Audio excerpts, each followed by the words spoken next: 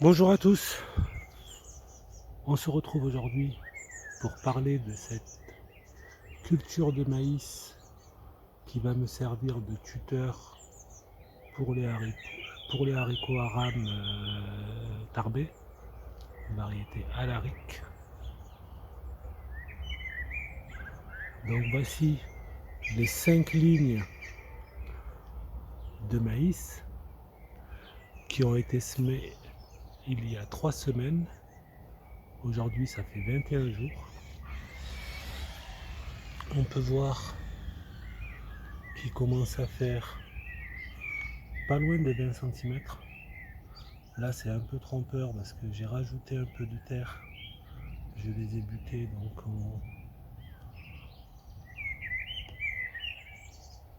donc voilà les 5 lignes. Donc ça fait ces 5 lignes de 12 mètres linéaires composées de 5 variétés différentes. Alors la première ligne c'est Riverner 1 qui fait un peu plus de 2 mètres. Donc c'est des variétés, je vais vous montrer le sachet, c'est des variétés conservées par l'INRA, des variétés des villages aux alentours. Riverner, c'est pour ceux qui ne connaissent pas la région, Riverner, c'est à 8 km de Saint-Jean, je pense. Donc la première ligne, Riverner. Celui-là, la deuxième ligne, c'est Ariège 1. Alors je crois que celui-là, alors j'ai pas la taille. Pourquoi j'ai pas la taille? Bon, je dois l'avoir quelque part. Mais celui-là, je crois que c'est un 2 mètres aussi.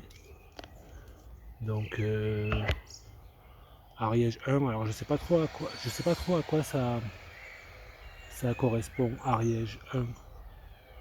Ça doit être une dénomination, peut-être des vallées de l'Ariège vers Pamiers ou Saverdun, de l'autre côté du département. La troisième ligne, c'est Arrien.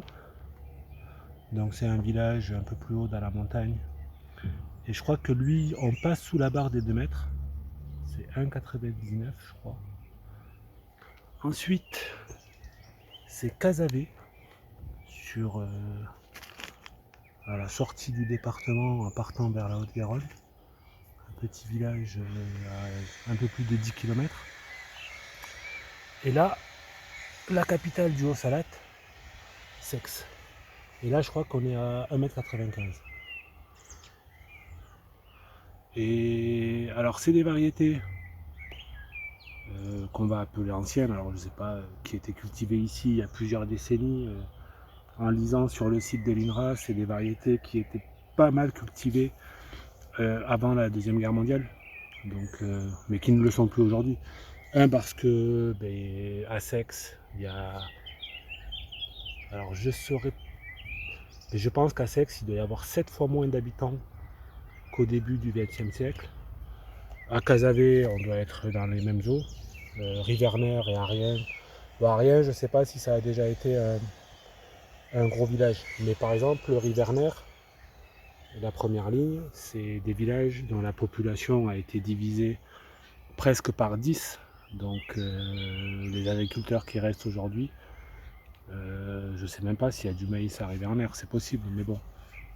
Ils ne sont plus cultivés pas uniquement à cause de la présence des maïs hybrides, mais aussi parce que la population, l'exode rural a fait que des villages comme Riverner, qui étaient des gros villages avec de la vie, aujourd'hui sont presque des villages presque, je sais pas, il doit y avoir 700 habitants peut-être à Riverner maintenant.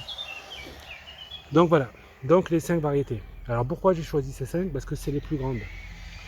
Donc on a dit 1,95 m pour Seix, je crois que c'est 1,99 m pour Casavé. Ariens, ça doit être pareil. Ariège 1, on passe la barre des 2 mètres. Et tout là-bas au fond, là, Riverner 1, on est à plus de 2 mètres. Je crois que c'est 2,06 Riverner 1. Et donc, voilà les 5 rangées. Alors vous allez me dire, qu'est-ce que tu vas faire avec ces 5 rangées? Avec ces 5 rangées, je vais semer du haricot tarbé. Donc, hop, on va attraper un peu de graines. Voilà, j'ai préparé les semences, je les ai triées. Voilà, donc ça et ça vient de sachet. Ça, c'est des graines que j'ai gardées de l'année dernière. Et comme vous le voyez, quand on garde des graines et qu'on n'a pas forcément le temps de bien s'en occuper, mais les charançons, ils s'en occupent. Ils s'occupent de nous rappeler qu'ils sont là. Donc là, je suppose que je vais avoir assez de semences pour ces 5 lignes. Pourquoi j'ai mis les outils en travers? C'est pour vous montrer que toute cette parcelle, donc qui fait pas loin de 50 mètres carrés, toute cette parcelle, je la travaille uniquement à la main. Là, c'est mon ancien jardin. Ici, normalement, je ne devrais plus pouvoir cultiver, parce que le terrain est en vente. Mais bon, le propriétaire, tant que la vente n'est pas conclue, il nous laisse l'accès au terrain. Donc d'ici quelques mois, quelques années, on ne pourra plus jardiner ici. Je trouverai sûrement un autre terrain pour faire les cultures comme ça qui demandent des grandes surfaces. Mais donc voilà, les outils utilisés, un râteau, des sarcloirs, voilà, c'est uniquement du travail à la main. Donc là, ce matin, j'ai mis un petit coup de râteau. Ah, ça y est, il pleut. Voilà, le climat de Saint-Giron. Pourquoi le maïs ici est au paradis? Parce que il pleut en permanence. Voilà. Je pensais pouvoir filmer sans pluie, mais non, c'est pas possible. La pluie est en train de tomber. Donc voilà les outils que j'utilise pour maintenir cette culture propre. On va faire une petite visite. Donc avant ici, c'était quoi avant? Avant c'était mon jardin. Il y a 3 ans, je cultivais encore ici. Et puis après, quand j'ai acheté de nouveaux terrains, ici je l'ai abandonné. Donc on voit encore, là dans le coin, c'était le coin de la consoude. Là, il y a le figuier. Là, il y a le cerisier.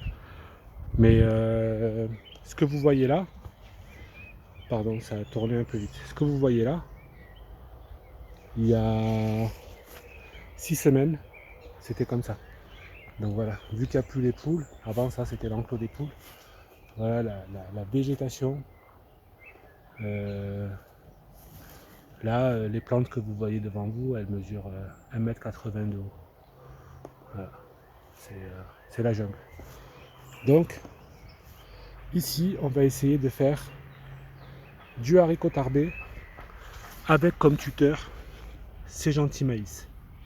Donc, j'ai semé ultra dense parce que j'avais peur que ça lève mal, un a priori qui était infondé, parce qu'au final ça a plutôt très très bien levé, malgré la sécheresse qu'on a eue au mois de mai. Bon, une sécheresse toute relative, la sécheresse de Saint-Giron, vous voyez comment tout est vert autour de moi. Mais il a quand même fait sec.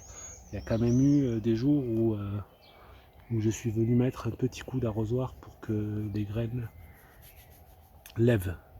Donc là, il y a les 5 lignes. Donc je répète, Riverner, Ariège 1, Riverner 1, parce que j'ai un Riverner 2 et qui était plus petit. Donc du coup, je l'ai pas choisi. D'ailleurs, ce que je peux faire, si voilà à quoi ressemblent les maïs. Donc là, c'est un petit mélange. Je vais poser sur le trépied, histoire qu'on voit bien les graines, pour que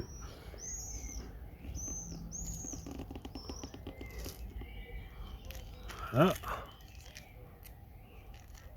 Si j'arrive à ouvrir le sachet. Donc voilà. Donc là, il y a ça, c'est un échantillon de la vingtaine de variétés, quoi, peut-être pas 20. Je crois que j'en ai récupéré 15. 15 variétés des différentes vallées. Donc il y a un sachet. Par exemple, Saint-Giron, c'est la capitale du couseran. C'est un maïs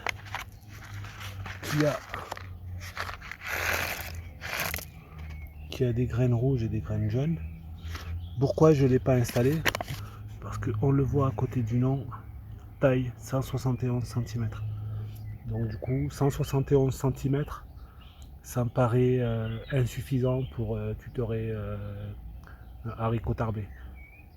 1,85 m, c'est vraiment le minimum. Et vraiment, à terme, si avec ces variétés, j'arrive à créer quelque chose, une sorte de variété qui me servira de tuteur, j'aimerais arriver à 195 cm minimum. Déjà parce que moi je suis grand, 195 cm c'est à peu près ma taille. Et parce que je sais que le haricot tarbé, ça a tendance parfois à s'approcher des 2 mètres, voire même parfois à faire plus de 2 mètres. Donc pour que la plante puisse s'exprimer, le mieux c'est d'avoir un tuteur assez grand. Alors le travail de la sélection, c'est pas pour le moment. Là, cette année, je vais laisser faire. Je vais forcément me retrouver avec de l'hybridation entre les différentes lignes, parce que je ne vais pas pouvoir gérer la pollinisation. Je ne vais pas m'amuser à protéger toutes les fleurs. Mais je veux voir comment ils se comportent, comment ils sont ancrés au sol, comment ils se développent, comment ils résistent aux différentes contraintes, le vent, bon, même s'il n'y a pas beaucoup de vent ici, mais comment ils se développent s'il fait sec, comment il se développe si la densité est un peu élevée. Et après, je prendrai la décision de choisir un maïs qui me servira à faire des tuteurs. Quoi, pas qu'à faire du tuteur. Parce que là, vous voyez le champ de maïs devant vous. Donc effectivement, vous avez l'impression que c'est une culture de maïs. Mais moi, la culture que je recherche, c'est la culture de haricot. Parce que le maïs, je ne vais pas le manger. Mais si je récolte, alors je ne sais pas du tout combien je vais récolter de maïs ici. J'ai déjà cultivé du maïs, mais pas avec du haricot. Et je sais que quand on cumule les deux cultures, les rendements ils baissent un peu. Mais le maïs ira sûrement aux poules. Et j'espère récolter quelques dizaines de kilos de haricots. J'ai l'objectif de faire 20 kilos, 4 kilos par ligne. Alors je ne sais pas si... je sais que sur une culture surfilée, j'y arriverai facilement. À voir si la contrainte d'avoir du maïs qui forcément va boire de l'eau et qui va diminuer un tout petit peu les rendements du haricot tarbé, je ne sais pas si je vais y arriver. Ça, on le saura au mois d'octobre. On verra si les rendements sont à la hauteur de mes espérances. Je vais poser les graines de maïs. Et maintenant, on va parler du semis du haricot. Donc c'est une culture qu'il faut maintenir propre, surtout ici. Parce qu'à Saint-Girons, si je sarcle pas une fois par semaine, dans un mois, j'ai ça. C'est voilà, le cumul chaleur-pluie, voilà, c'est pas d'autre choix que de sarcler. Alors plus ça va aller, moins j'aurai besoin de le faire. Parce qu'avec l'été, la vitesse de pousse de l'herbe diminue un tout petit peu, mais il faut maintenir la culture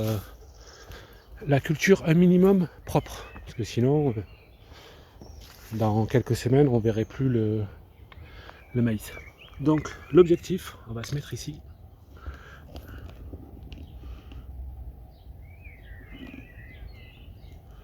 l'objectif c'est d'avoir un beau tuteur, donc par exemple celui-là, celui que je touche là, et que de chaque côté il y ait une graine de haricot, et que petit à petit le maïs aura toujours un peu d'avance, que plus le maïs va grandir, plus le haricot aura un tuteur qui pourra lui permettre de s'accrocher et de profiter un maximum de la lumière. Donc là, on va faire, donc je sais pas combien il y a de maïs sur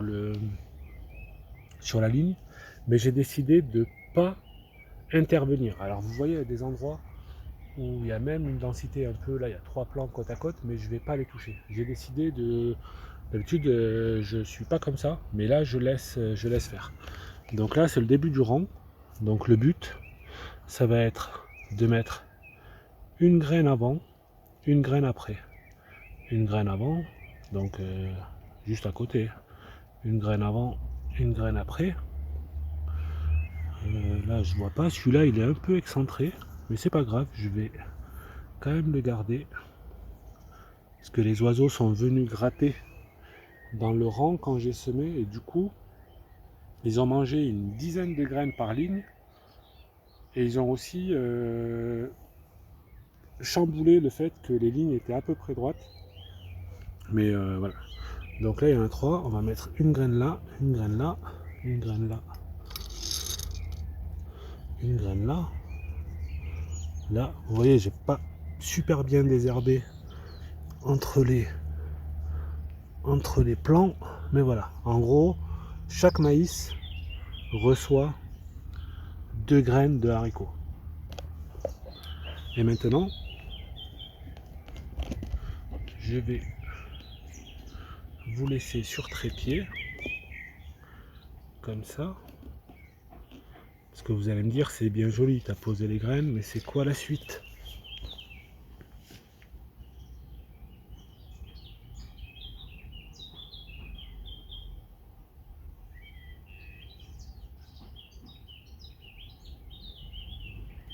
Me voilà de retour. La suite, c'est que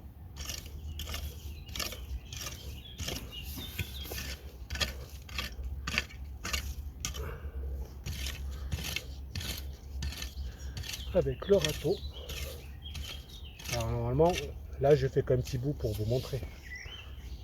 Je vais le mettre de l'autre côté.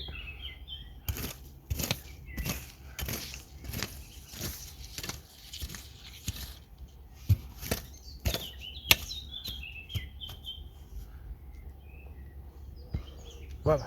Donc il faut que je marque où je me suis arrêté. Voilà, je me suis arrêté là. Donc là, en une seule opération, j'ai semé mes haricots et j'ai effectué un premier butage du maïs. Vous voyez? Et autre chose, en butant le maïs, on va se mettre à un endroit où on va pouvoir le voir. Donc là, voilà notre plant de maïs. Quand je vais ramener de la terre, je recouvre toutes les petites herbes qui peuvent pousser à l'intérieur du rang. Donc en même temps que je fais le butage, je recouvre là, toutes ces petites herbes que l'on voit là. Je ne vais pas m'amuser à aller les chercher à la main et les arracher, parce que sinon je vais y passer un temps fou, tant que j'ai pas. Donc je pose les graines et en butant, j'enterre la graine de haricot avec en plus une terre plutôt, ouais, plutôt meuble, et en même temps je désherbe. Quoi, je désherbe. Je contrôle la propagation des adventices. Et donc voilà. De temps en temps, je vous ferai un retour pour voir comment ça se passe. Ça devrait bien se passer. Il y a un bon démarrage. La seule chose qui m'inquiétait, c'est que les levées soient pas régulières au niveau du maïs. Mais maintenant, la culture du haricot tarbé, c'est quelque chose que je maîtrise. Donc ça devrait bien se passer. Donc là, je vous montre ces quelques plans comme ça. Vous voyez, parce que j'ai... Alors ça se joue à pas grand chose. Donc ça, c'est un écartement que j'ai appelé faible. Celui-là, c'est l'écartement que j'ai appelé normal. Celui-là, c'est normal plus. Alors ça se voit pas bien. Je crois que celui-là, c'est 65 cm. Et là, c'est l'écartement large. Celui-là, c'est 72,5. Donc je veux voir. Après, bon, sur si peu de lignes, c'est assez difficile de... C'est pas tellement par rapport à l'ensoleillement, c'est plutôt moi comment j'arrive à circuler entre. Parce que là, on voit, on peut circuler, j'ai du passage. Mais le 15 août, quand le maïs aura atteint sa vitesse de croisière et sa taille maximum, ça va devenir un couloir un peu... voilà. Est-ce que ça sera agréable de passer à l'intérieur? Je sais pas. c'est presque le sud est là. Là. Donc c'est presque orienté nord-sud. Donc le soleil pourra s'infiltrer à l'intérieur de ces allées. Alors je sais pas si c'est une bonne je sais pas si c'est une bonne idée. J'ai fait comme ça parce que j'ai toujours semé mon maïs de cette manière-là. Et j'ai toujours semé mes haricots dans ce sens-là.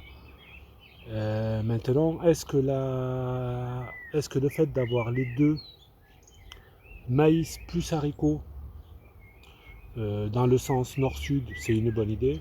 C'est pareil, on le saura très très bientôt. Il n'y a pas de raison que ça soit différent, mais si ça se passe bien, on aura quand même le long des lignes entre la végétation du maïs et la végétation des haricots. Ça risque de faire des murs. En gros, quand on fera ça, on verra pas le grillage, quoi. Ça sera totalement opaque. Donc, je sais pas. C'est un choix. Maintenant que j'ai fait ce choix-là, il faut que j'aille jusqu'au bout avec. Mais voilà. Donc, les lignes de maïs, les différentes variétés, les outils utilisés pour maintenir cette culture propre, la manière de semer en utilisant la période du butage pour essayer de faire d'une pierre trois coups, donc semis, butage et enfouir les herbes. Et je pense que pour cette première vidéo haricots tarbés, maïs des vallées des Pyrénées, je pense avoir tout dit. Ah oui, si, il y a une dernière chose. Au début, j'avais annoncé, j'ai rien annoncé du tout. J'avais préparé ma culture en me disant que je n'arroserai pas. Mais la sécheresse m'a fait changer d'avis. J'ai arrosé une fois au départ. En tout, j'ai arrosé 2 fois. Donc en 3 semaines, là, j'ai arrosé 2 fois. La première fois parce que j'avais peur que ça lève pas, et puis j'ai re-arrosé pour permettre à la végétation de croître plus rapidement, parce qu'il y a toujours cette histoire de faire en sorte que le maïs pousse plus vite que le haricot. Parce que et puis que le maïs soit prêt à la date du semis du haricot. Les haricots tarbés, d'habitude, je les sème vers le 15 juin. Aujourd'hui, on est le 10. Non, qu'est-ce que je raconte? Aujourd'hui, on est le 8. J'avais dit le 10 maximum. Donc aujourd'hui, on est le 8. Et quand je sème mes haricots, il faut que le maïs soit suffisamment développé. Parce que si le haricot pousse trop vite et que le maïs il n'a pas grandi, le haricot il va se retrouver par terre, et puis je vais devoir à chaque fois raccrocher chaque plant.